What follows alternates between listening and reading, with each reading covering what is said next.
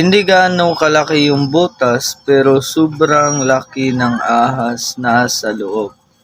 Tingnan natin. So yan, may tali siya no. At nakakonekta yan sa kadena. Kapag nag-lock yan, siguradong hindi maka-iwas ang ahas. So huli talaga. Yan, sobrang laki guys. Grabe. Sobrang haba ng ahas na ito guys. Ayan, lalabas na. Sobrang haba nito guys. At sobrang laki.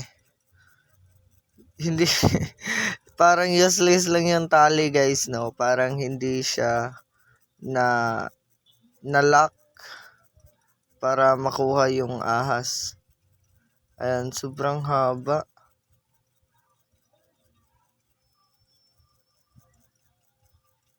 Ayan po.